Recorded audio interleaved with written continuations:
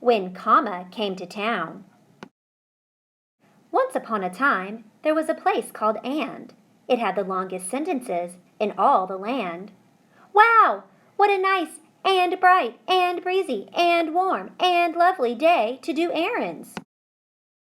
Every sentence was such a drama, that is, until folks met the comma. Before. My favorite ice cream flavors are chocolate and peach and mint and vanilla and fudge ripple and strawberry and bubblegum and butterscotch. As soon as comma came to town, he took their sentences and cut them down. After. My favorite ice cream flavors are chocolate, peach, mint, vanilla, fudge ripple, strawberry, bubblegum, and butterscotch.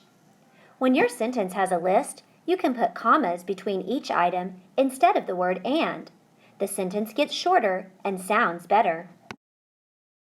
Before that, lists went on, and conversations made folks yawn. Before. Honey, can you stop at the store and get bananas and grapes and bread and apples and cheese and milk and eggs and a turkey? Sure, but we also need peanuts and juice and corn and toothpaste and cookies. But with comma around, it was easily seen. You could take out the ands and put commas between. After. Honey, can you stop at the grocery store to get bananas, grapes, bread, apples, cheese, milk, eggs, and a turkey? Sure, but we also need peanuts, juice, corn, toothpaste, and cookies. Next, comma showed what he could do when perched beside an adjective or two. Welcome to the town of And. It's quite simply the nicest, neatest, loveliest, friendliest, sunniest place on the planet. With comma's help, their sign looked neater, crisper, cleaner, shorter, and sweeter. There are no ands in that sentence. Amazing!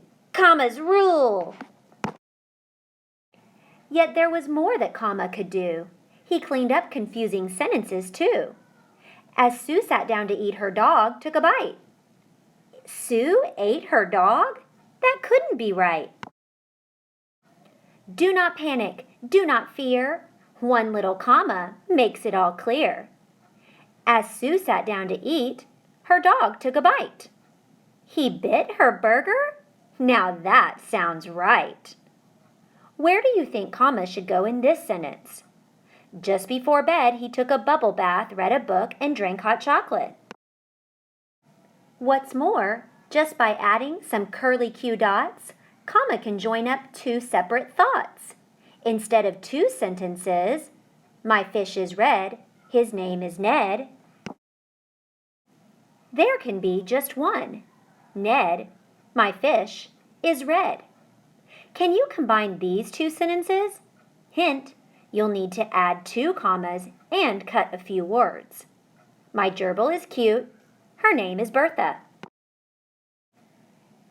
Everything was easier to understand when comma came to the land of And. Everything used to take so long to say before comma came our way. But then, one day, with a great big sigh, it was time for comma to say goodbye. Comma, please, please, please don't leave.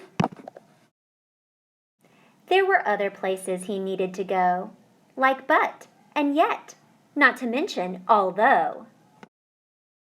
The folks of And would miss comma a lot. Still, they'd never forget the lessons he taught. Commas can often be found in sentences that have the words but, yet, and although. See if you can figure out where commas belong in these sentences. Number 1. She loves soccer, but not as much as gymnastics. Number 2. He tried and tried, yet he just couldn't hula hoop. Number 3. I don't like broccoli, although I do prefer it to asparagus. Safe trip! Thank you! Everyone cheered. We've learned so much since you've been here. Let's review. Commas can help separate ideas and clear up the meaning of a sentence. Commas are used to separate a list of items, adjectives, or phrases. For instance, my favorite colors are blue, green, and red. Commas are also used to separate two parts of a sentence. This helps make the meaning of the sentence clear. For instance, as Sue sat down to eat, her dog took a bite. That sentence would be very confusing without the comma. You can also use commas to make one sentence out of two shorter ones. For instance, my fish is red. His name is Ned. These ideas might be joined with a comma to become, Ned, my fish, is red. Words like but and yet are often used with a comma to join sentences. For instance, I like soccer. I don't like baseball.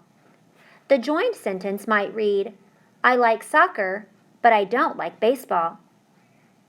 How can you tell when you should use a comma?